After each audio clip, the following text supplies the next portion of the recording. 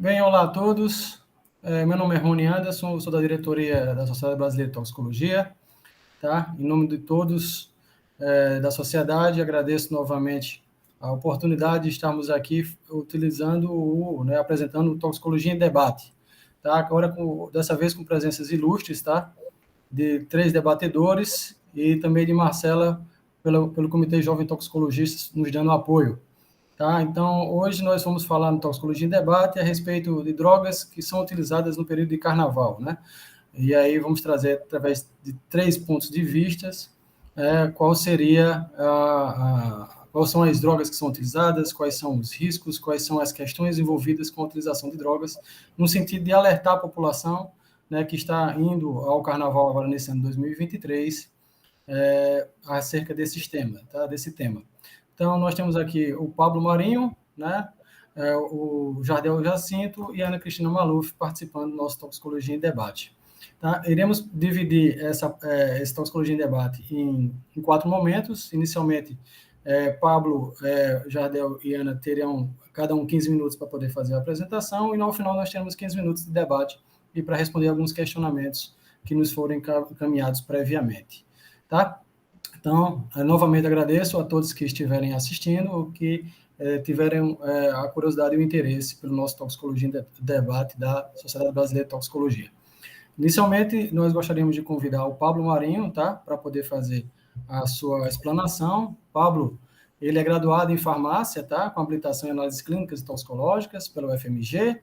Ele é perito criminal da Polícia Civil de Minas Gerais, trabalha no Laboratório de Química Forense, é mestre em Ciências Farmacêuticas pelo UFMG, é membro de várias sociedades, como a Sociedade Brasileira de Ciências Forenses, a própria Sociedade Brasileira de Toxicologia, a Associação Internacional de Toxicologistas Forenses e a Aliança Internacional de Toxicologistas Clínicos e Forenses. É professor do Centro Universitário UNA e da Academia de Polícia Civil de Minas Gerais, editor-chefe da revista de Criminalística e Medicina Legal, representante da Senasp no grupo técnico que tem como alvo a classificação de novas substâncias psicoativas da Anvisa, e membro da Comissão de Captação de Dados do Subsistema de Alerta Rápido sobre Drogas da Secretaria Nacional de Política sobre Drogas, a SENAD. Tá? Então, Pablo, por favor, você terá 15 minutos para a sua explanação. Peço aos demais, por favor, se puderem deixar os áudios desligados para poder escutarmos agora o Pablo fazer a sua apresentação. Obrigado, Rony, pela apresentação. Eu agradeço à Sociedade Brasileira de Toxicologia pelo convite. É sempre um prazer poder debater um tema tão relevante, né, para a sociedade, principalmente nesse momento da chegada do Carnaval, onde a gente sabe que há um aumento no consumo de drogas, e isso acaba tendo impacto não só na saúde desses usuários, mas também na segurança pública e na perícia criminal, que é o órgão onde eu trabalho. Então, eu vou abordar um pouquinho... Por favor, só uma questão, se você puder colocar em modo apresentação. Ah, não está? Isso, só falta aí, apertar em modo apresentação aí. Isso. Ok. Sim. Muito obrigado. Então, nós vamos apresentar um pouquinho sobre os aspectos periciais das drogas de abuso utilizadas no Carnaval, como se dá o rito, né, do ponto de vista pericial dessas drogas que são apreendidas pelas forças de segurança pública, e quais são as principais drogas que a gente observa, né, que têm sido usados por jovens adultos e até adolescentes, né, nesse período festivo. Bom, rapidamente, né, eu trabalho no Laboratório de Química Forense do Instituto de Criminalística aqui em Minas Gerais, e esse laboratório é responsável por fazer as análises químicas em materiais não biológicos, materiais esses muitas vezes apreendidos pelas forças policiais em diversos tipos de crimes ou até materiais coletados pelos peritos criminais em locais de crime. Então, nós analisamos lá uma diversidade muito grande de substâncias químicas para dar a materialidade para a autoridade policial, tipificar a conduta daquele suspeito de algum crime que ele esteja cometendo. Então, nós analisamos uma ampla gama de substâncias, só que, com certeza, né, a maior demanda do nosso laboratório é a análise de substâncias psicoativas, né, as drogas de abusos, que são apreendidas num contexto de porte ilegal de drogas ou de tráfico. Então, né, a gente vai falar um pouquinho mais aqui, que é o tema do nosso debate, que seriam essas substâncias psicoativas, principalmente aquelas que são utilizadas nesse ambiente festivo que é o carnaval, e existem algumas particularidades, né, algumas substâncias onde são preferidas, né, para serem consumidas durante esse período.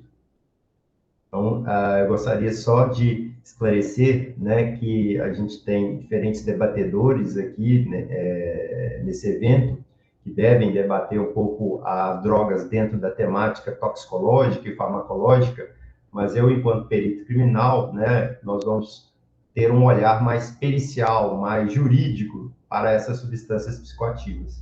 Para isso é importante que a gente entenda o que é droga para o sistema penal, né, para o direito penal, para a perícia criminal, né? E essa definição a gente encontra na Lei 11.343 de 2006, que é a nossa lei atual, a lei vigente sobre drogas, e no seu artigo 66, conceitua drogas como aquelas substâncias entorpecentes, psicotrópicas, precursoras ou outras substâncias que estão listadas na portaria 344 de 1998 da Anvisa, né? Então, essa portaria, ela traz consigo, nominalmente, as moléculas que têm algum controle legal ou até mesmo aquelas que são proscritas aqui em território brasileiro.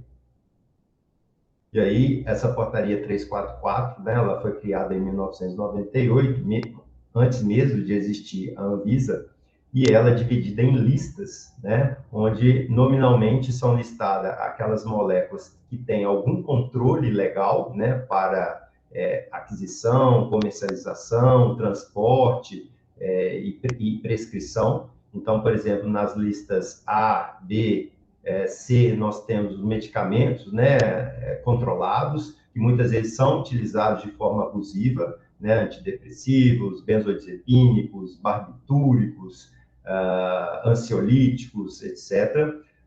Na lista D, D1 e D2, nós temos substâncias utilizadas para fabricação de drogas, para o preparo de drogas, síntese de drogas, precursores de drogas, e solventes também utilizados para refino e purificação de drogas, né? Solventes esses que muitas vezes também são utilizados de forma abusiva. E na lista E, nós temos as plantas proibidas no Brasil, e na lista F, as drogas proscritas, né? As moléculas que não têm nenhum uso medicinal, terapêutico, industrial ou científico, né? Então, nós temos essas listas da portaria 344, que são muito importantes para a perícia criminal, uma vez que, realizado o exame pericial, o perito ele consulta se aquela molécula está ou não listada em alguma dessas listas para informar o delegado de polícia para que tome as medidas. Uma vez essas substâncias estando contempladas na portaria 344, cabe aí à autoridade policial enquadrar aquele indivíduo, né, no crime de porte ou tráfico de drogas. A Lei 11.343, né, ela fala que no seu artigo 28, que para determinar se aquela droga ela destina a um consumo pessoal da pessoa ou está relacionada a um crime de tráfico, é importante que se defina a natureza e a quantidade dessa substância apreendida, né? Então, o perito criminal ele deve realizar um exame para identificar qual a natureza da substância, se trata de droga e qual droga é, e quantificar aquela massa da substância apreendida para, assim, o delegado de polícia poder definir se o crime será de porte ou tráfico de drogas. E aí, para lavratura do auto de prisão em flagrante, a lei permite que seja feita apenas o laudo de constatação de droga. Esse laudo, né, é um exame pericial que o perito criminal ele faz para constatar a natureza dessa droga, e é um laudo que rapidamente é encaminhado para a autoridade para afirmar que aquele material ali suspeito, apreendido, trata-se de droga ou não, dando, portanto, a materialidade da prática delitiva. Nesse laudo de constatação de droga, né, o perito criminal ele descreve, né, o material apreendido, ele vai quantificar, né, pesar aquele material, fotografar quando necessário, realizar um ensaio, né, uma análise naquele material para verificar que tipo de droga trata-se, fazer uma amostragem desse material para encaminhar para o laboratório de química forense e lacrar todo esse material para que a cadeia de custódia seja seguida, tá? Então, basicamente, quando a gente fala do ponto de aspecto pericial, né, para análise dessas drogas, a gente tem basicamente dois tipos de exames, né? O exame de constatação de droga, que esse exame mais simples é o exame preliminar, onde o perito ele realiza ensaios geralmente colorimétricos para identificar qual tipo de droga se trata. Então, são exames simples, rápidos, de baixo custo, etc., apenas para emitir um laudo naquele momento ali para o delegado de polícia para dar a materialidade do crime.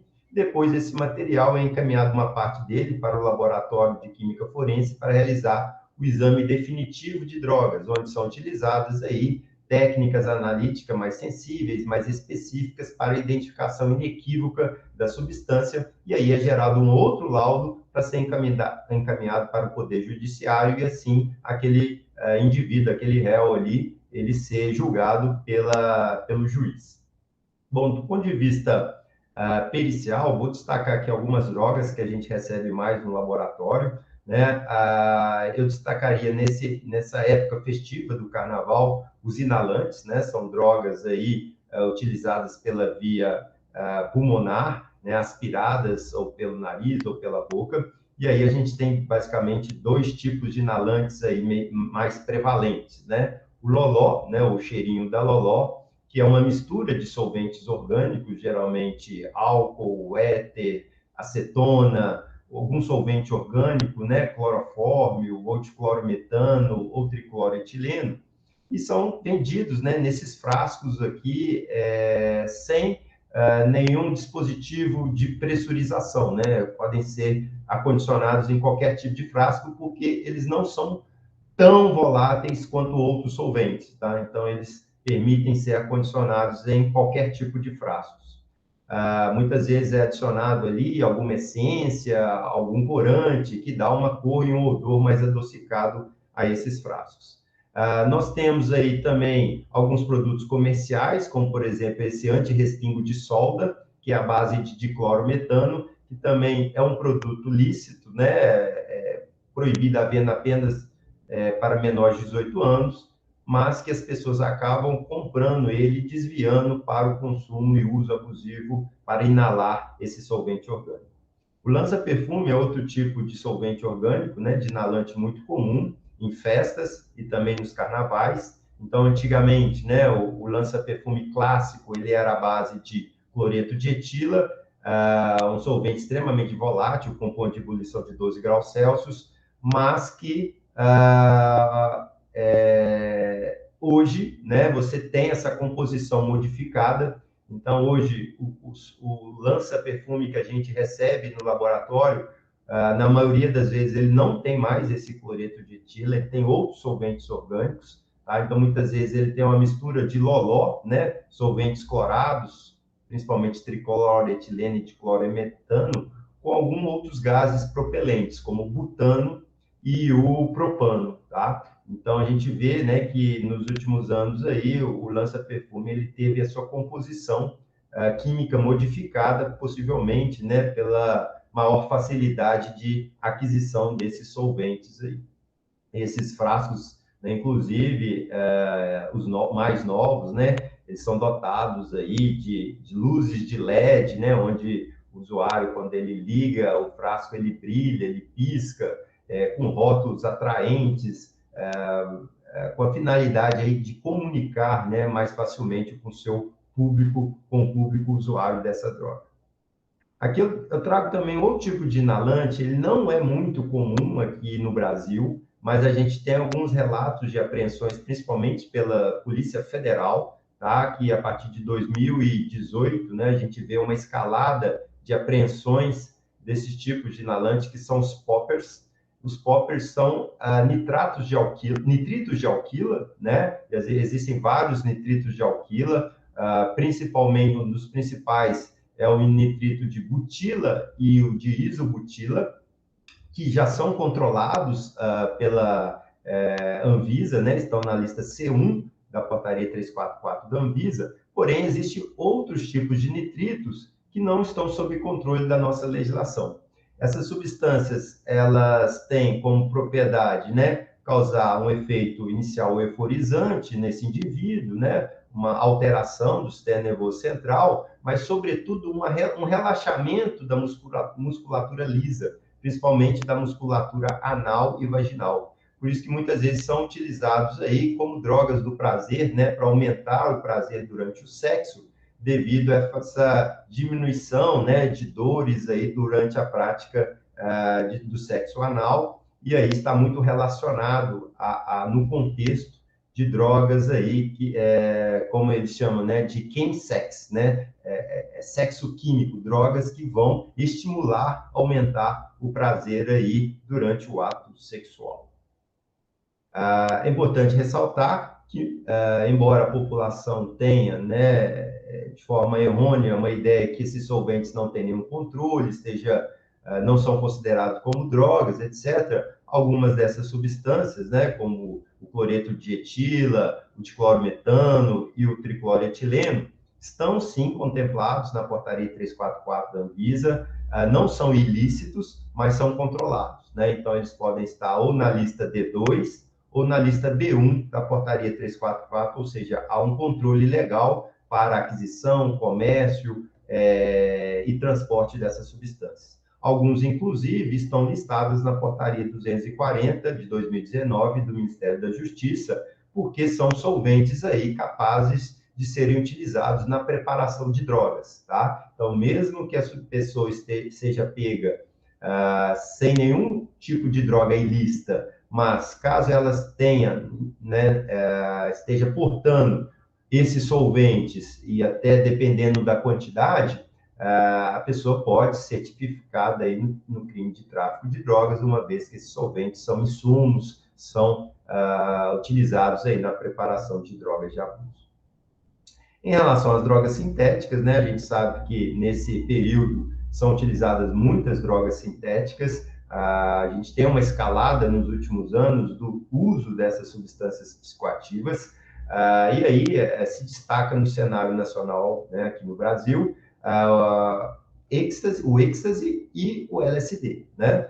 Em que pese as principais substâncias conhecidas pela população serem tanto o êxtase como o LSD, a gente vê que existem muitas outras moléculas aí que são consumidas, né, utilizadas pelos usuários, fato esse que a gente observa, né, nas nossas análises periciais durante os nossos exames, no exame definitivo.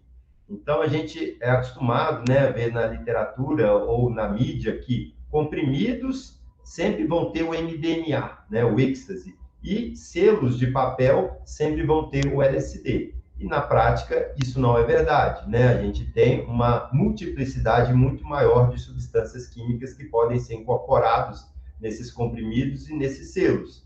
E aí, né, a gente vem acompanhando a escalada das novas substâncias psicoativas, que são novas drogas sintéticas que vêm surgindo no mercado mundial e aqui no Brasil, e que tem esse nome porque elas não estão incluídas, né, não são controladas pelas convenções de drogas da ONU. E muitas vezes os países também não controlam essas moléculas. Então, apesar dos efeitos toxicológicos, danosos e psíquicos dessas substâncias, muitas vezes não há um controle legal que faz com que aquele indivíduo, né, aquele traficante, escape da legislação sobre drogas de um determinado país, né? Então, eles vão modificando as moléculas pontualmente a fim de burlar a legislação e fugir desse controle.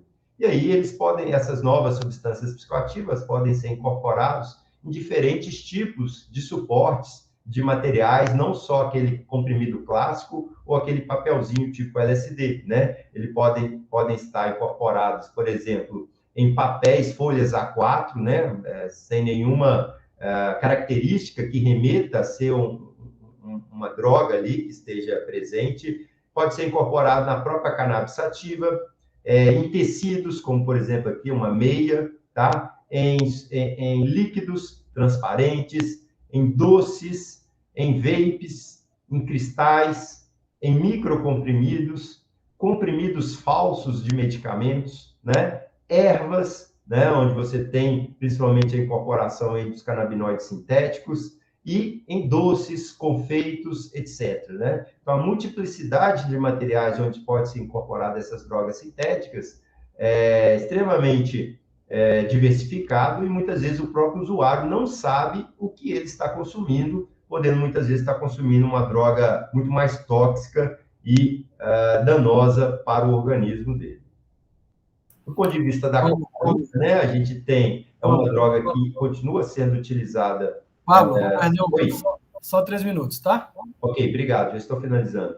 Continua sendo utilizada no carnaval, né? Então, nós temos aí o cloridrato de cocaína, que visualmente, né, as pessoas conhecem como um pó branco, mas a gente sabe que existem variações na cor dessa droga, ela pode ter cocaína preta, pode ter cocaína vermelha, eles colocam ali aditivos, muitas vezes, para ludibriar, né, as autoridades policiais, e muitas vezes extremamente adulteradas, né, com adulterantes extremamente tóxicos para o organismo humano, né? Muitas vezes a gente tem algumas análises feitas aqui no laboratório, em parceria com a UFMG, detectando níveis de cocaína abaixo de 10%. E a maioria desse material são adulterantes diluentes. Mais comumente, hoje, né, a gente tem observado, não só aqui em Minas Gerais, mas em outros estados, o Irganox, né, que é um polímero antioxidante utilizado para evitar a degradação de plásticos, incorporado isso na cocaína ou no crack. E isso, com certeza, existe um risco toxicológico para o usuário que vai absorver esse aditivo químico.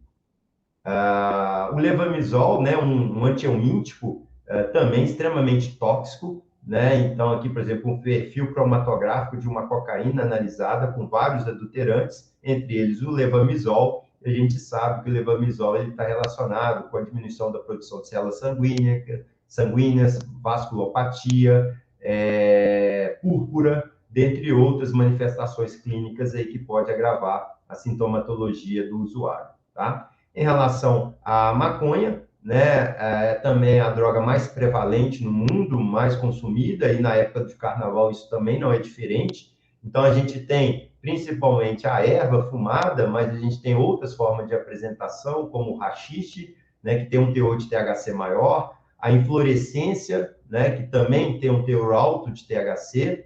Às vezes é apreendidos os frutos da cannabis, que embora não tenha THC e outros canabinoides, mas podem ser comercializadas para o plantio das drogas, extratos concentrados da droga, que se utiliza daqueles solventes orgânicos que eu citei, para você fazer um extrato extremamente puro de THC, e os comestíveis da maconha, né? Doces, bolos, brigadeiros, etc., que muitas vezes também tem uma casuística elevada nessas épocas de carnaval ou eventos festivos, né?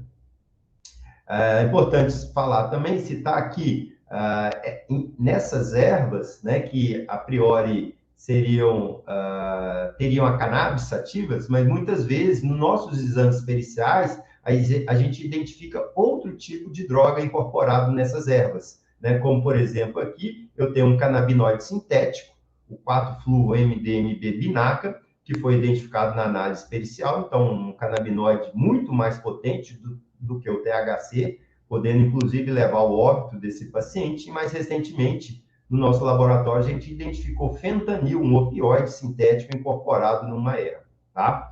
Sem falar, gente, nos riscos microbiológicos que a maconha também pode trazer, né? É um material vegetal, com bastante água, que favorece a proliferação microbiana. Em algumas análises que a gente fez no laboratório, num viés de pesquisa, a gente identificou várias bactérias, fungos filamentosos presentes aí, que também podem contribuir e agravar a sintomatologia clínica dessa pessoa que vai usar essa droga de rua.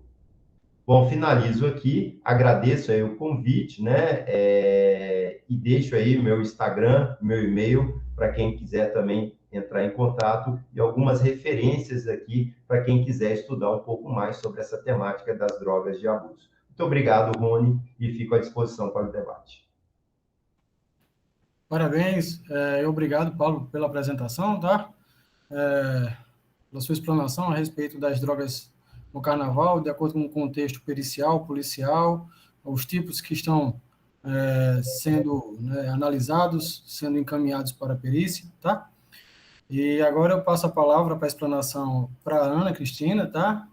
Ela é graduada em Ciências Farmacêuticas pela Universidade de Brasília, tem mestrado em Neurologia e Neurociências pela Universidade Federal de São Paulo, experiência na área de farmacologia e comportamento animal, com ênfase em neuropsicofarmacologia. Ela trabalhou no Centro Brasileiro de Informação sobre Medicamentos, CEBRIM, atuou como tutora em 6 edições do curso Supera. Uma das edições, Ana, eu participei, tá? Gostei muito da realização desse curso, dessa iniciativa, tá? Que é um sistema para detecção de uso abusivo e dependência de substâncias psicoativas, o Supera, promovido pela Secretaria Nacional de Políticas sobre Drogas, a Senad, em parceria com a Unifesp. Tá? Desde 2015, Ana, ela trabalha como redutora de danos em contexto de festas pelo projeto Respire, tá? No Centro de Convivência Edilei, e também doutorando no programa de farmacologia da Faculdade de Ciências Médicas da Universidade Estadual de Campinas, tá? Então, Ana, fique à vontade para a sua explanação. Olá, boa tarde a todos. Obrigada, Rony, pelo convite, Sociedade Brasileira de Toxicologia. Muito importante esse debate nesse momento, né? Trazer esse tema. Agradeço bastante aí o espaço de compartilhar o trabalho. E feliz de saber que você fez o Supera mesmo? Ou qual edição que você fez? Não lembro agora, mas eu ainda tenho o material que nos foi encaminhado, tá, pelo curso. Quando eu realizei, acho que foram uns 4 ou 5 anos que eu realizei atrás, mas muito bom o curso, muito bom. Então, acho que ainda foi da minha época. Legal. Bom, como o Rony apresentou, né, eu já desde 2015 atuo como redutora de danos nesse projeto, que é um projeto do Centro de Convivência de Lei, que é uma organização da sociedade civil que atua já há mais de 20 anos com redução de danos na cidade de São Paulo, mas também em parceria, né, com outros estados.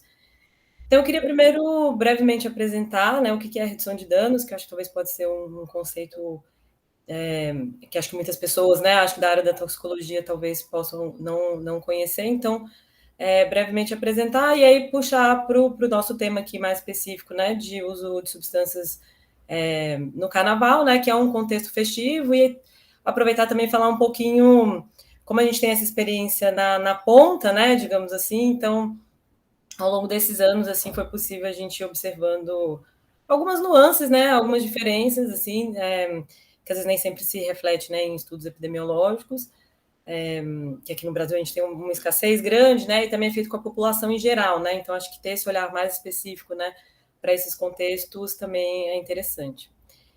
Então vamos lá. Bom, a redução de danos, assim, o conceito mais aceito e utilizado seria que é um conjunto de políticas e práticas cujo objetivo é reduzir os danos associados ao uso de substâncias psicoativas para pessoas que não podem ou que não querem parar de usar drogas, né? Essa é uma primeira premissa. Então, a redução de danos, ela busca desenvolver estratégias para lidar melhor, né, com esse uso de drogas, já que elas são parte da nossa realidade, de forma a minimizar os danos não só à saúde, mas também danos sociais, né, que isso possa vir a causar, criando estratégias que sejam mais factíveis e mais aplicáveis à realidade concreta das pessoas, né?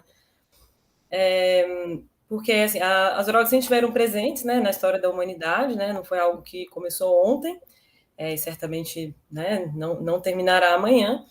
Então, essa ideia de um mundo totalmente sem drogas, que é um pouco mais recente, né, que vem do século XX, e que, apesar de todo o esforço empreendido, né, no combate às drogas, esse uso tem aumentado, né? Por exemplo, um relatório da UNODC de 2020, né, que trouxe que aí é um dado global, né, que entre 2009 e 2018 foi registrado um aumento de 30% no número de pessoas que usaram algum tipo de substância ilícita no mundo, e sendo que a maior parte dessas pessoas sendo adolescentes e jovens adultos, né?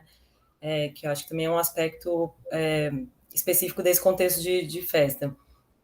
E ainda, né, há uma maior quantidade de drogas e tipos diferentes de drogas, né, do que se tinha antigamente, né? Então, esse volume de drogas e a diversidade de drogas, né, como o Pablo comentou, essa questão das novas substâncias psicoativas, né, que ano a ano surgem novas substâncias aí no mercado. Então, como lidar com isso, né? Tendo em conta que é algo que está presente na nossa sociedade e que, inclusive, tem aumentado. Então, a redução de danos busca lidar, né, a partir da realidade concreta do agora, né? O que as pessoas que fazem uso de substâncias, o que é possível ser feito, né? Há uma gama de possibilidades, né? Então, voltados para a saúde pública, né? Quanto mais a gente diversifica as estratégias de cuidado, né, a gente tem uma gama, a gente consegue atender uma gama maior de pessoas, né.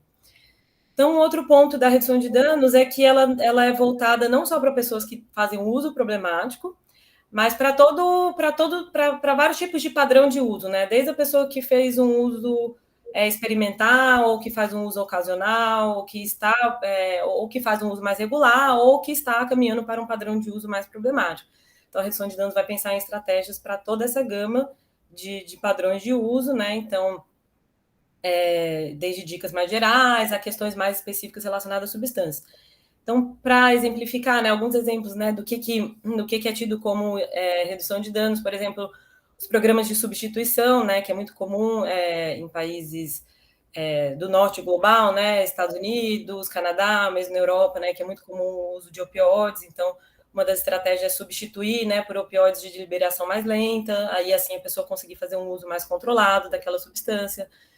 Os programas de trocas de seringa, que foi quando a redução de danos começou em vários lugares, né, a partir desse programa de troca de seringa, e aqui no Brasil também, que foi no contexto de quando começou a aumentar, né, ter um aumento da epidemia de hepatites e logo em seguida veio o HIV, descobriu-se que uma das formas de contaminação era através de seringas, né, contaminadas, né, então isso poderia espalhar, né, infectar outras pessoas a partir desse compartilhamento de seringas.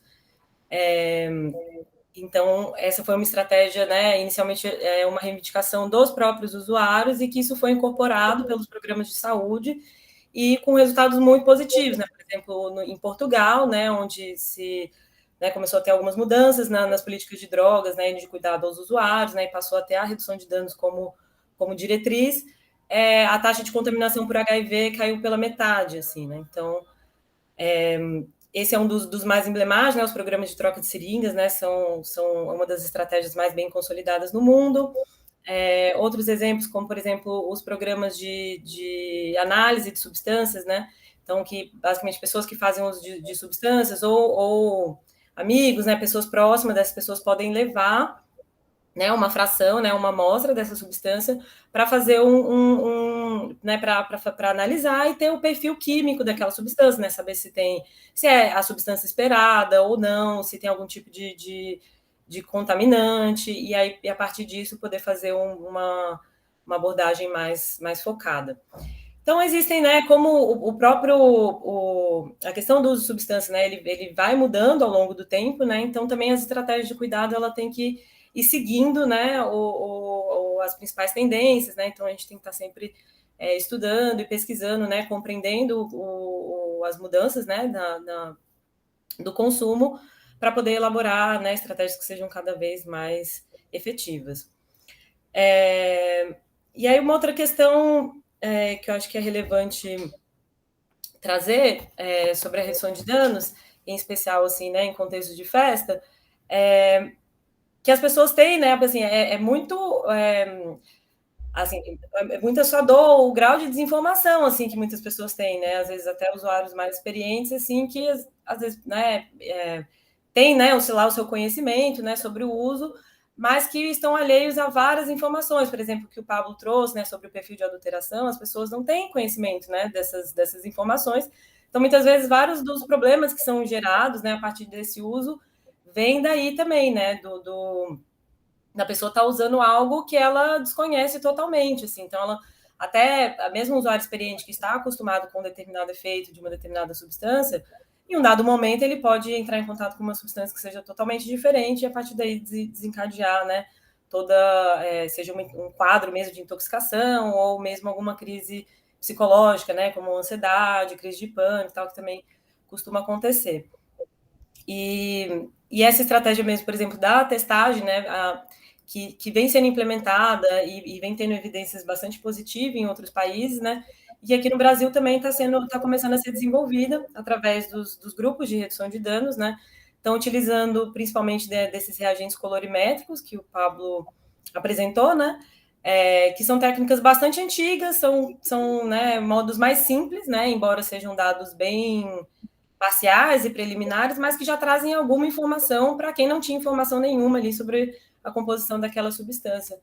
Então, e a partir daí conseguir desenvolver um trabalho informativo de prevenção, né, de intoxicações. Então, às vezes a pessoa está com alguma substância que ela acredita, né, por exemplo, no caso de um comprimido de êxtase, né, que acredita-se que tem um MDMA, e na verdade vai ter várias outras substâncias e não o MDMA, ou o MDMA juntamente com outras substâncias, né. E a própria dosagem, né, desses materiais também variam muito, o que pode também favorecer quadros de intoxicação, né? Então, considerando ainda esse cenário das novas substâncias psicoativas, né, tanto entrando como adulterantes ou substituindo totalmente, né, aquela substância esperada, aquela droga clássica por uma outra nova. Então, isso é uma realidade, né, cada vez mais presente. Então, essa é uma das formas que tem sido desenvolvidas para poder lidar com essa questão e tentar diminuir, né, o número de intoxicação e principalmente quadros mais graves, né, a partir do conhecimento e de toda a abertura que se dá a partir daí, né, de fazer esse trabalho educativo, né, com os usuários, né, alertando sobre os riscos das adulterações, mas mesmo da substância, né, mesmo que seja a substância ali esperada, não significa que não tenha problemas, não significa que não tenha riscos, né, então é uma forma de também conseguir trazer, né, um gancho para trabalhar, né, várias outras informações relevantes para um usuário, né, que já estava ali com esse planejamento de fazer o uso, assim. E as pessoas têm muito interesse, né, assim, apesar, é isso, né, uma questão muito atual e esse aumento do uso, mas ao mesmo tempo também as pessoas têm bastante interesse em saber sobre as substâncias, saber sobre o que está utilizando, saber dos efeitos, saber dos riscos. Enfim, eu acho que trabalhando inclusive ali no Supera, né, a gente vê que a formação em geral, né, tanto dos profissionais e imagine da população em geral, né, em relação a esse tema das drogas é bem escassa, né, bem limitada, assim. Então realmente ter campanhas, né, um trabalho educativo mais forte, né, em relação às drogas e que parta, né, com dados mais factíveis, né, da realidade, assim, para você, né, campanhas, você precisa comunicar de fato, né, então a gente precisa trazer coisas que sejam mais aplicáveis à realidade das pessoas, né, porque muitas vezes apenas só falar não, para muitas pessoas isso não vai funcionar, né, então você tem que fazer outros apelos, né, trazer outras informações, enfim, traçar outras formas de conseguir comunicar e acessar essas pessoas, né? E aí, bom, chegando um pouco mais aqui para o nosso tema, né, das substâncias mais utilizadas, né, no período do Carnaval, sem dúvidas o grande destaque, né, sempre é o lança-perfume, né, o loló, que hoje em dia, né, acho que o Pablo explicou bem aí as diferenças, mas que hoje em dia muitas vezes assim também até esses termos são utilizados até quase como sinônimos, né? É uma droga bem presente, né? Virou a substância símbolo aí, né, do carnaval. Então tem esse uso que ele é mais sazonal, embora não é uma substância que é feita só nesse momento, né? Mas claro que esse período do carnaval tem um aumento aí significativo do uso, né?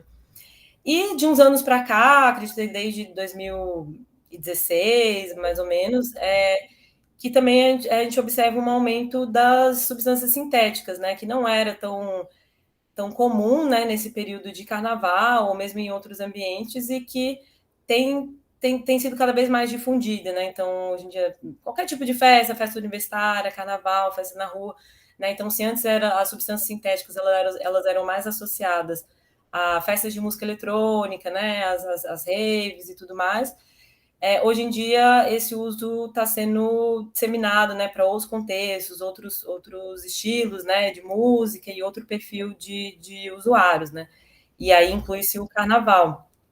Então acho que é uma tendência que começou há alguns anos e parece ter realmente ganhado esse espaço, né, porque ainda é bem presente, né, o uso de sintéticos, né, em especial o MDMA, que, assim, né, supostamente MDMA, né, mas que né? Pode também aí conter todos esses outros adulterantes. Então, essas substâncias sintéticas também são bem presentes, para além do álcool, né? O álcool, acho que é o campeão, né, de uso aqui no Brasil, inclusive de uso problemático.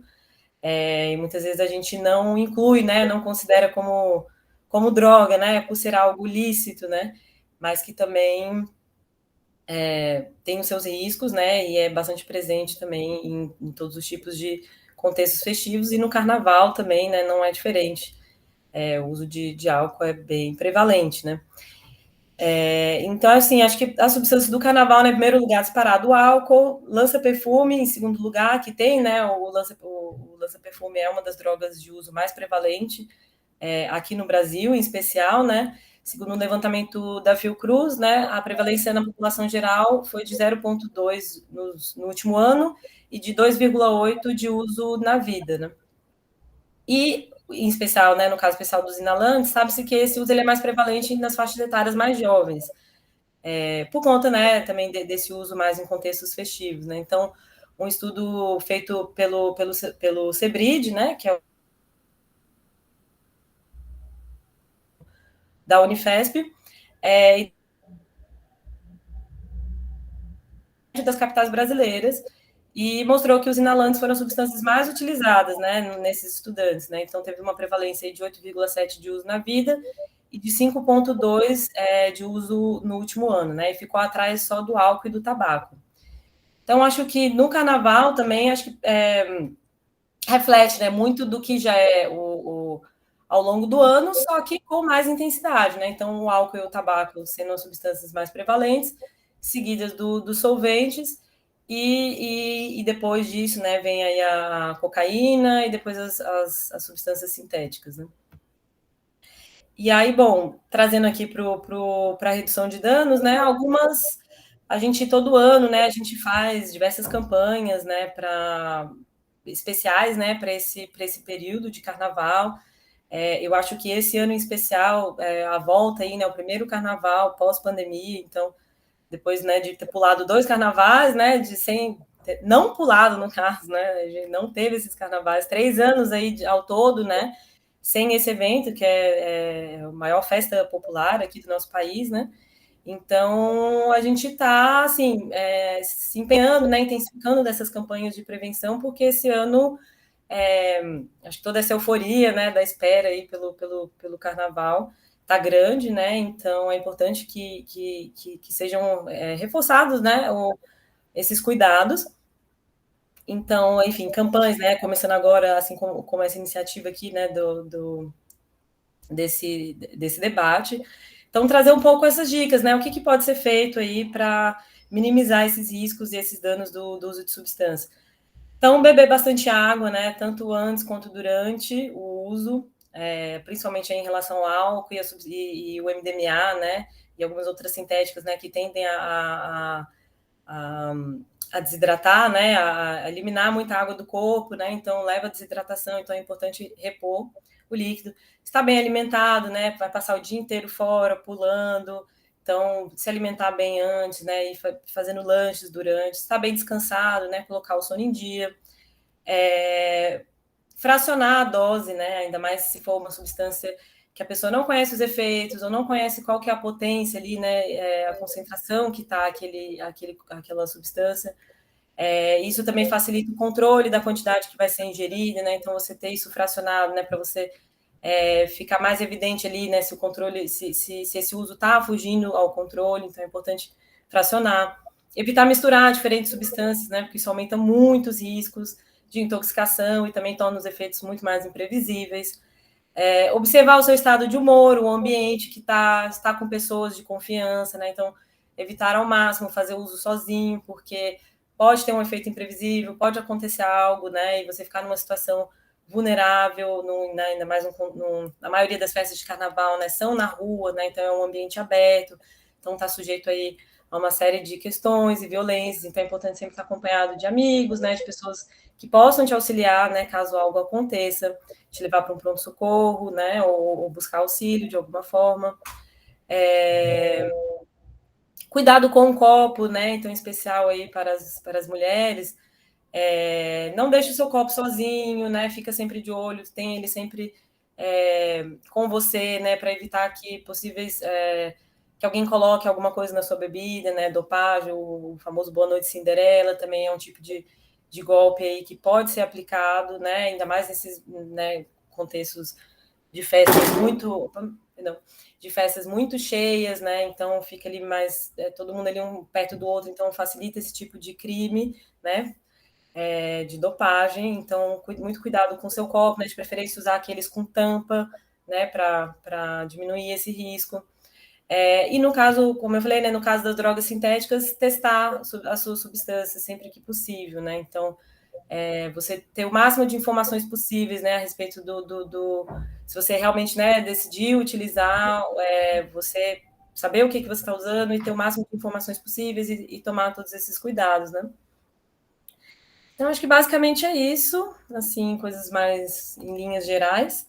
E aí fico aí disponível para perguntas. Bem, Ana, muito obrigado, tá? Por sua Acho que eu fiquei dentro do tempo, né? Ficou, você passou só 2 minutos e pouquinho, mas está excelente. Essa consciência a respeito do que está sendo consumido, né, dos riscos do consumo, principalmente substâncias que não têm, como eu falo algumas vezes, controle de qualidade, não existe controle de qualidade com essas substâncias que são utilizadas, tá? E isso aí causa diversos quadros de intoxicações, e é por isso que a gente tem a alegria, então, de receber, então, o Jardel para poder fazer a apresentação a respeito disso, tá? O Jardel, ele é médico, tá? Graduado pela Universidade Federal de Santa Maria.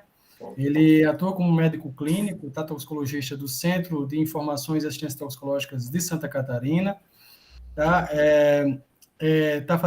Realizando residência médica em medicina intensiva, tá? Pelo Hospital Universitário da Universidade Federal de Santa Catarina também.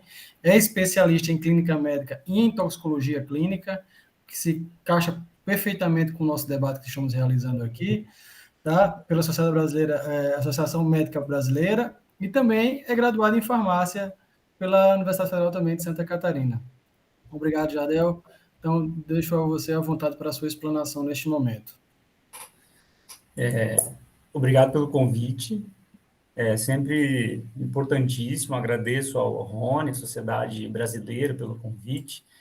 Um tema de extrema importância. Eu vou tentar trazer uma ótica mais voltada para a parte clínica, né? Que é a parte em que eu compreendo um pouquinho mais. E deixa eu só abrir aqui. Vocês estão conseguindo ver inteira a apresentação? Perfeitamente. Tá. Então, eu começo a apresentação trazendo um alerta, tá? Como eu citei inicialmente, sou clínico e trabalho, e a minha experiência é dentro do nosso Centro de Assistência e Informações Toxicológicas de Santa Catarina, então vou tentar trazer um pouco da nossa experiência, da nossa vivência, para tentar enriquecer um pouco mais esse debate. Trago como caso clínico, o primeiro caso clínico, a ideia não é fazer discussão clínica, mas sim contextualizar, certo?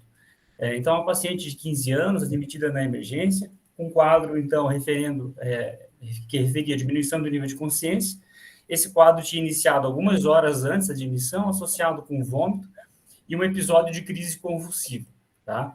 Na parte do exame físico, é uma paciente que se apresentava sonolenta, então com uma alteração em escala de coma de Glasgow, né, é um paciente um pouco mais rebaixado, sem alterações hemodinâmicas, chamava atenção uma midríase, né, então uma pupila dilatada ali bilateral, com ausculta pulmonar e cardíaca normal, sem demais alterações, né, sem rigidez de núcleo e afebril.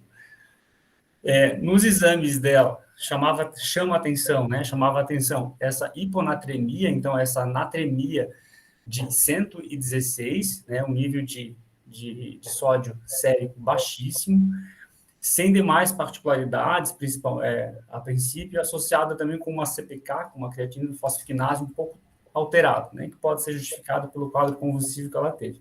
E na triagem toxicológica apareceu um resultado positivo ali, então, de metanfetamina. Essa paciente, devido à questão natrêmica e à alteração neurológica, foi submetida a uma tomografia, evidenciando, então, sinais de edema cerebral. Na imagem ali a gente consegue observar apagamento dos sulcos entre os giros corticais e diminuição dos ventrículos, então caracterizando esse quadro. Essa paciente, ela evoluiu, permaneceu com esse quadro semicomatoso, apresentou vários episódios de vômito, crises convulsivas, piora da questão natrêmica, sendo conduzida, então, para uma assistência em terapia intensiva. Foi instaurado o tratamento específico, tá? Não vou abordar o tratamento em si.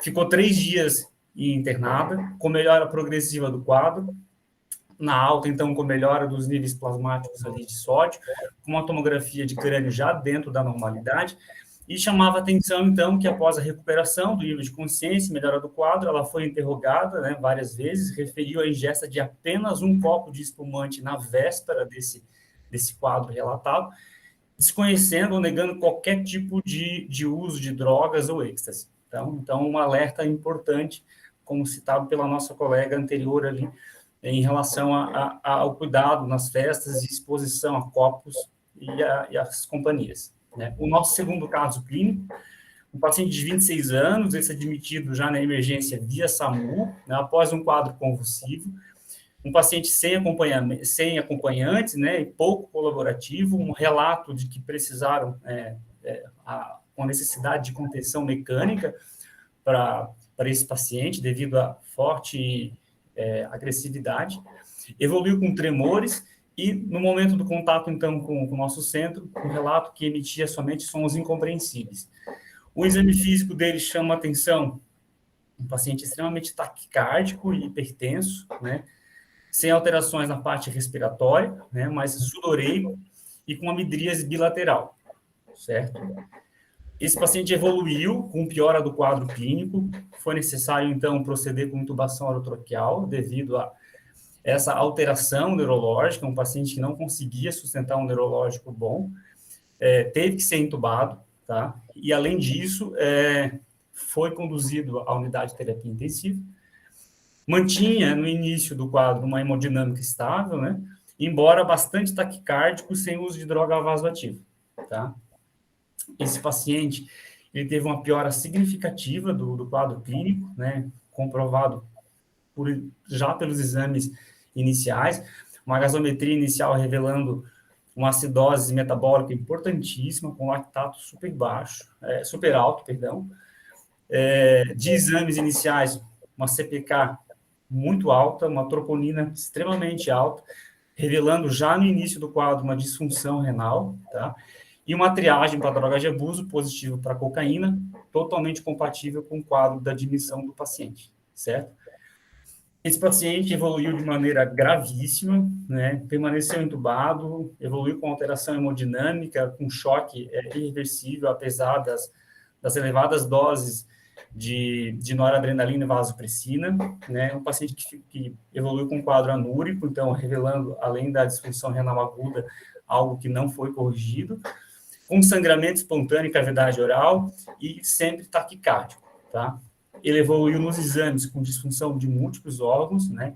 Então, com piora de CPK, revelando realmente uma rabdomiólise maciça, alteração significativa em troponina, disfunção, né? Lesão e disfunção hepática, piora da disfunção renal, uma piora da acidose, e, infelizmente, esse paciente veio a óbito, tá?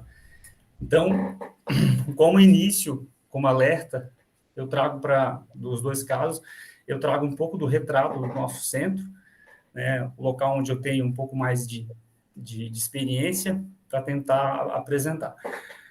Um recorte, então, de 2017 a 2021, a gente tem um total de 88 mil atendimentos.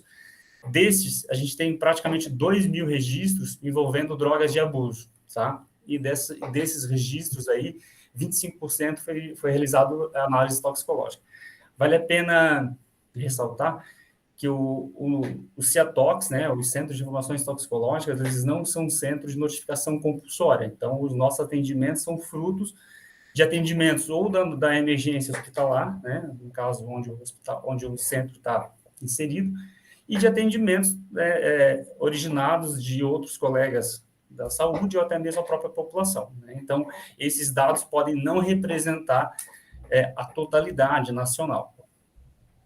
O nosso perfil dos pacientes atendidos vai muito parecido com o que a gente está abordando aqui, no que se refere, claro, à temática drogas de abuso. Então, os dados nossos mostram que o grupo de risco em relação às drogas de abuso é composto majoritariamente por homens, né, jovens, então ali de 19 a 49 anos, estudantes com ensino médio ou superior incompleto ou completo, certo?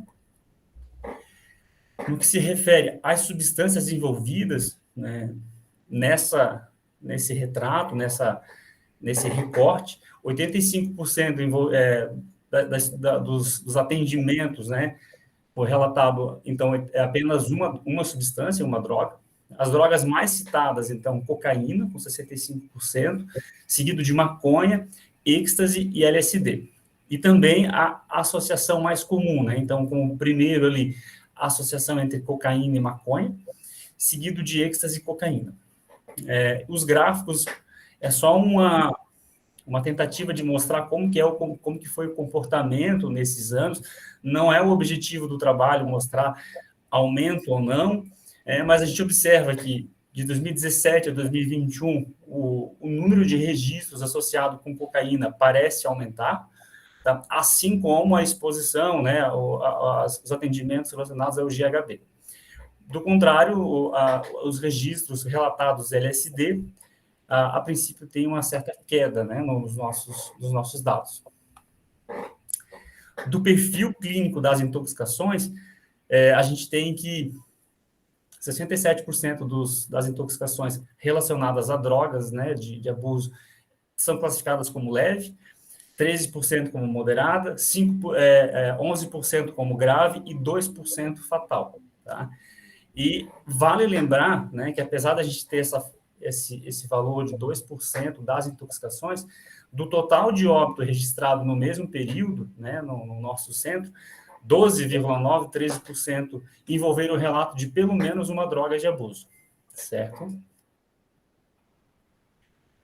Falando especificamente das drogas, né, e tentando abordar um pouco mais na parte clínica, né, as drogas psicotrópicas são drogas, são substâncias utilizadas para alterar a funcionalidade cerebral, né, são drogas que têm essa capacidade de alterar a funcionalidade e modificando o estado mental. Então, basicamente, a gente tenta classificar em três classes, né, drogas ditas depressoras, estimulantes e perturbadoras. Dentro das depressoras, o álcool, como citado anteriormente, classicamente envolvido, os inalantes e os opioides. Das estimulantes, as anfetaminas, cocaína e tabaco. E das drogas, então, perturbadoras, a gente tem como exemplo maconha, os alucinógenos, LSD e êxtase. Pensando no quadro do atendimento desse paciente, de como atendê-lo melhor e como fazer essa avaliação clínica, a gente sempre tenta enquadrar, né, esse conjunto de sinais e sintomas apresentados nos quadros clínicos em síndromes tóxicas. Eu trouxe algumas aqui só para a gente avaliar de forma muito rápida, né? Como exemplo, eu trago, então, a síndrome sedativa hipnótica. Então, geralmente, essa síndrome está relacionada, né, à inibição, né, GABAérgica. E, como exemplo, aqui aparece o álcool, os benzodiazepínicos. O quadro clássico de intoxicação, então, passa por sonolência, coma, um paciente que pode evoluir com depressão respiratória, miose, hipotensão, bradicardia, né? Na síndrome narcótica, né, a gente tem os efeitos clínicos representados pela exposição ao opioide, então, na grande maioria, analgésicos e anestésicos. Tem como apresentação clínica, né, substâncias e drogas que inibem, tem uma capacidade de depressora respiratória, uma depressão neurológica, né, associada com coma, assim como alterações psíquicas, né? Então, levando às alterações sensoriais. E, dentro do quadro, cita-se miose, né? Aquela famosa miose, aquela pupila bem pequenininha, pontiforme. Vale a pena citar também a síndrome simpático-mimética. Né? Dentro da síndrome simpático-mimética, na sua forma adrenérgica, né, a gente tem nesse grupo de síndrome tóxica a exposição, então, às anfetaminas, cocaína, êxtase, classicamente, o quadro clínico apresentado é o que foi relatado ali no segundo caso clínico, então, midríase, hipertermia, aquele paciente extremamente agitado, com alucinação, sudoreico, palpitação, taquicardia, hipertensão e quadros clínicos mais graves evoluindo também com convulsões, certo? O lança-perfume já foi apresentado, a composição ali discutido, né, pelos dois colegas. Esse artigo aqui é da USP, interessante. Só da parte clínica falando sobre o lança-perfume, didaticamente a gente poderia classificar a intoxicação em fases, né? São 4 fases descritas. Naquela fase mais inicial, que é o efeito procurado pelo usuário, então, o paciente refere mais um quadro de bem-estar, de euforia, às vezes alucinação. Numa segunda fase, então, um início, né? Lembrar que esses inalantes, eles têm propriedades depressoras, então, o início dessa depressão em sistema nervoso central, muitas vezes apresentando confusão mental, embaçamento visual, cefaleia. Uma terceira fase, caracterizada por alteração de reflexos, né, redução do nível de alerta, às vezes uma fala mais enrolada. E numa quarta fase, caracterizado mais por um quadro de inconsciência, né, uns sonhos estranhos são relatados pelos próprios usuários, e em casos graves, realmente, um rebaixamento maior e um quadro de convulsão, tá? De maneira muito rápida da cocaína, não vou entrar em mecanismo de ação, mas lembrar que essas alterações, né, mediadas pela liberação dos neurotransmissores, adrenalina, dopamina, eu tenho esse bloqueio da recaptação das aminas biogênicas, né, como um dos mecanismos. Tenho como algo ali apresentado no item 2, que é o bloqueio de canais de sódio. Esse bloqueio, ele apresenta um efeito anestésico, muitas vezes descrito pelo próprio usuário, né, de passar na gengiva e perceber que realmente tem um efeito anestésico. E em overdoses, né, parte desse bloqueio de canais de sódio, ele está associado com um quadro clínico mais grave, principalmente favorecendo arritmias cardíacas, né, então favorecendo alargamento do complexo QRS, levando o paciente, muitas vezes, a apresentar arritmias complicadas e fatais. No quadro clínico clássico, então, é aquele paciente com euforia, como já citado, agitação, delírio, midríase, taquicárdico, hipertenso. Quadros mais graves, então, evoluindo com convulsões, rabdomiólise, injúria renal, distúrbio ácido-base, tá? Dor torácica e infarto agudo de miocárdio, como citado anteriormente. Então, o paciente que evolui com arritmias cardíacas, incluindo fibrilação ventricular, e também quadros relatados de dissecção aguda, né, de artéria coronária ou aórtica.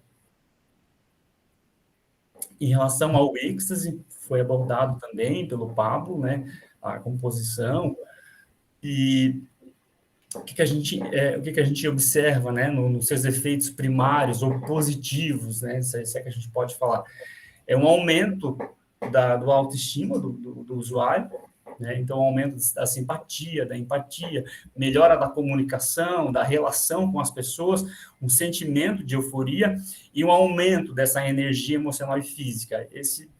Essas alterações, elas são caracterizadas, ou são batizadas como alterações em patógeno e em tatógeno. Então, esse paciente ele consegue realmente se sentir um pouquinho mais livre, fica um pouco mais com uma empatia e uma simpatia melhor, né? No entanto, os quadros mais graves, né, na intoxicação aguda, a gente observa o paciente evoluindo com alterações hemodinâmicas significativas, com hipertensão, taquicardia. Esses quadros podem evoluir com quadros mais graves, fazendo a hipotensão e colapso do sistema cardiovascular. Quadros com edema agudo de pulmão não cardiogênico e SARA, né, um quadro de angústia respiratória muito grave.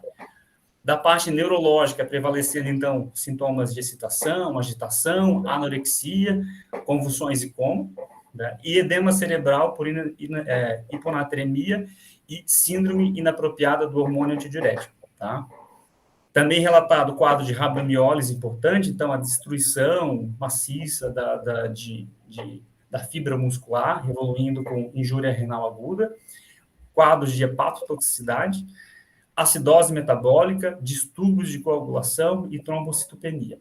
Né? De maneira muito rápida, só para não deixar passar, não só a toxicidade aguda, mas a gente lembrar também de algo crônico, né? Tem trabalhos aí bem sólidos em animais e até na questão humana, reportando, né, que o êxtase, a exposição contínua ao êxtase pode, então, levar a alterações serotoninérgicas e dopaminérgicas, induzindo, né, que induzia a apoptose desses receptores serotoninérgicos, levando às alterações crônicas. Né? Tem um trabalho de 2012 aqui, publicado, comparando, né, então, sugerindo que o MDMA produz alterações crônicas nesse processo de sinalização da serotonina a nível cortical, que possivelmente reflete a neurotoxicidade em humanos. Tá? Em relação ao LSD, tá? Pra gente... Jardel. Oi? 2 minutinhos, tá? Ok, só para finalizar a nossa discussão. Em relação ao LSD, a gente tem a toxicologia, o mecanismo de ação não é completamente esclarecido, tá? Mas, a princípio, ele é um agonista parcial, total, de receptor de serotonina, tá? Nos seus efeitos de toxicidade, geralmente é rápido, né? Os seus efeitos incluem uma alucinação, distorção de cor, distância, forma. Os pacientes podem experimentar sentimentos de tensão, tontura, tremor, rubor, né? Alucinações na cognição, né? Alucinações auditivas, visuais, muito relatado pelo usuário, mudança no comportamento, paranoia, flutuações de humor e reações psicóticas, certo? Quadros graves, então, com convulsões, certo? Lembrar dos flashbacks, às vezes o paciente que são reações, né, de pânico, que pode ocorrer de maneira imprevisível, às vezes pouco tempo ou anos após a exposição, e das interações medicamentosas, né, como parte dessa mecanismo de ação de toxicidade dar-se ali por receptores ligados à serotonina, a exposição a demais agentes serotoninérgicos favorece quadros mais graves, tá?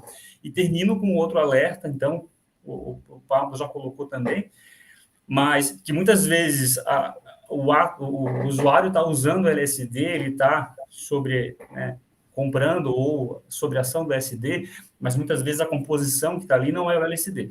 A própria Sociedade Brasileira de Toxicologia tem um alerta emitindo aqui, alertando sobre o uso de novas substâncias psicoativas, né, um selo de LSD contendo fentanil. Então, eram pacientes que se apresentavam num quadro clínico compatível com uma intoxicação por opioide, né, relatando, então, que tinham feito uso do LSD. Então, um alerta de que substâncias comercializadas podem não ser a mesma que está sendo utilizada, né, pode estar sendo outra substância, como o caso exemplificado em tela, e muitas vezes qualquer tipo de substância. Eu agradeço a participação e fico disponível para a discussão. Bem, nós que agradecemos, Jardel, pela apresentação, tá? Muito importante saber dos quadros e das ocorrências de intoxicações com o consumo de drogas, tá? E nesse período de carnaval é o que nós podemos nos defrontar. E saber essa questão clínica, saber essa questão dessa casuística é muito importante como alerta para aqueles que irão sair no carnaval durante os próximos dias, tá? E daí nós abrimos para questionamentos via nosso Instagram da Sociedade Brasileira de Toxicologia, e diversas questões foram encaminhadas, mas pelo que eu estava lendo, todas as questões que foram levantadas aqui pelos possíveis ouvintes, ou então aqueles que irão nos assistir em seguida, quando estivermos no YouTube, quase todas as questões já foram respondidas nas apresentações que foram já feitas. Só, acho que 2 ou 3 perguntas que eu gostaria de colocar para debate, tá? Bem rapidamente. Uma que eu achei interessante, fica livre para quem quiser responder. E quais são os riscos da exposição acidental ao lança-perfume? Eu achei interessante a pergunta. Vocês acham que existe o risco, tendo em vista a volatilidade da substância, que ela rapidamente ela pode se perder devido à temperatura que nós temos no Brasil, né, entre os trópicos? Haveria um risco de exposição acidental ao lança-perfume? Eu posso, Rony, só relatar aqui um depoimento, né? Porque viralizou nas redes sociais ultimamente um vídeo de uma pessoa borrifando spray, né, de lança-perfume no isopor. E aí o isopor, o que acontece com o isopor? Né, ele solubiliza o isopor. Então, isso ganhou grande repercussão nas redes sociais. E as pessoas comentaram ali, né, sobre aquele caso, o que poderia acontecer, etc. E uma das pessoas que comentaram citou exatamente isso, uma exposição não intencional ao lança-perfume durante uma festa, onde foi borrifado. Ela acabou tendo contato ocular com o solvente. Né? Então, o lança-perfume, né? Aí eu não sei se é cloreto de etila, se é tricloretileno, tricloremetano, deveria fazer uma análise, mas, assim, fato é que qualquer um desses solventes, eles têm propriedades lipofílicas, eles são apolares. Então, qualquer membrana que ele entrar em contato, qualquer mucosa, ele vai agredir essa mucosa, causando lesões, né? Lesões cáusticas ali, porque ele vai retirar aquela camada lipídica. Então, isso vai levar a ardor, queimaduras e problemas oculares aí, visuais, que podem ser graves, né? Então, existe o risco ocular dessa exposição, existe o risco da pessoa absorver pela via oral aquele líquido na hora da aspiração, e aí causar essas lesões também no esôfago, na boca, né? Cair na pele. Então, são riscos aí, a gente sempre pensa nos solventes orgânicos de absorção pulmonar, pelos aerossóis, pelos vapores, mas existe um risco físico ali, físico-químico, do solvente ao entrar em contato com a pele, mucosa, de lesionar de uma forma direta, porque ele vai retirar aquela camada lipídica da pele ali e tornar aquela membrana ali mais sensível, né? Então, achei interessante esse relato dessa não usuária, mas que se entrou em contato de forma não intencional, porque alguém borrifou ali o solvente e acabou entrando em contato com a mucosa ocular dela. Entendi. Outra questão que apareceu bem Posso interessante só fazer aqui... um comentário em relação a isso? Pois não, Ana? Eu acho que uma outra questão, uma outra situação que não é tão incomum de acontecer é justamente a ingestão acidental. Porque muitas vezes as pessoas colocam assim, né, no caso do loló em especial, né, que coloca em alguma lata, garrafa, de, sei lá, de cerveja, de refrigerante, aí o amiguinho do lado vai, pega, acha que é aquela bebida e vai lá e toma. E aí acaba ingerindo também acidentalmente e a ingestão ainda, né, a chance de um quadro de intoxicação a partir da ingestão é muito mais alta, né? Então, é bem mais grave e às vezes por desatenção, assim, né? Tanto que uma das dicas que a gente coloca de redução de danos é fazer algum tipo de marcação, né? Se você colocou num recipiente, seja uma lata, né? Uma lata, uma garrafa, qualquer coisa, fazer algum tipo de marcação e avisar as pessoas, né? Não? Porque às vezes você larga o ali e alguém do lado vem e toma. Isso também não é incomum de acontecer, assim, de achar que é alguma bebida e ser o loló, né? Então, fica aí também o alerta. Aí, Ana, uma pergunta que eu achei interessante, talvez seja mais direcionada para você, no contexto realmente de festas que o projeto Respire atua, realmente existe mistura de substâncias ou então muitos adulterantes nas drogas que são ofertadas em contexto de festa? Sim, existe. Eu acho que em especial agora nesse pós-pandemia, a gente tem, assim, não... como a gente faz os testes colorimétricos, a gente não consegue avaliar misturas, né, na maioria maciça dos casos, né? Só se tem, né, presença ou não de alguma substância. E muitos casos que não reage para nada, assim. Então, e principalmente agora, em especial depois da pandemia, que mudou bastante, assim, o perfil, por exemplo, né, de dados de agora. O que a gente mais observa agora é, assim, o que supostamente seria para ser o MDMA é MDA, né, que antes a gente quase não via, e agora o MDA está muito mais presente, né, então aumentou muito a quantidade, assim, de casos de não presença da substância esperada, assim, isso é bem comum, sim. Tá. E Jardel, uma pergunta talvez seja direcionada para você. Na emergência médica, ela estaria preparada ou ciente da possibilidade dessas novas substâncias psicoativas que podem aparecer com quadros clínicos diferentes daquelas drogas que são mais clássicas? Então, é uma ótima pergunta, uma última pergunta para provocar, né? É sempre um desafio atender paciente intoxicado, na questão mais ampla, né? O desafio já começa muitas vezes porque esse paciente ele sofre um preconceito no atendimento, né? E muitas vezes esse preconceito pré-atendimento gera já um atendimento talvez que a gente tenha que repensar.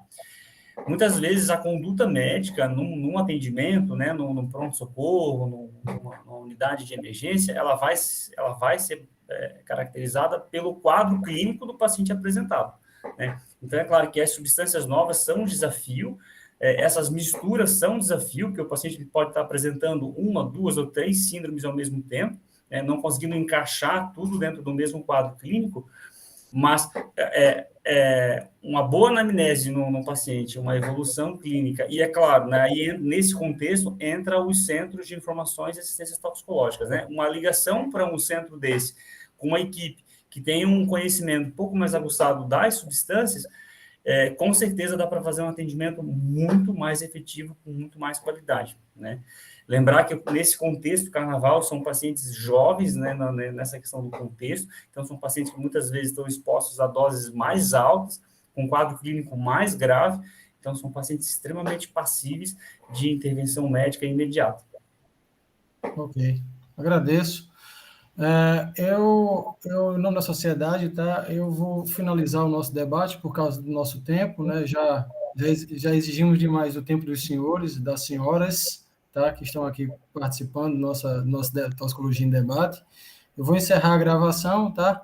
Mas em nome da Sociedade Brasileira de Toxicologia, em nome da diretoria, agradeço pelo tempo, pela disponibilidade, pela boa vontade de prestar esse bom serviço público, de conscientização, de informação, tá? Sobre as drogas que permeiam o período do carnaval no Brasil. Ok? Eu vou encerrar aqui nossa gravação para depois esse nosso vídeo ser disponibilizado em áudio e vídeo para a sociedade de forma livre, tá?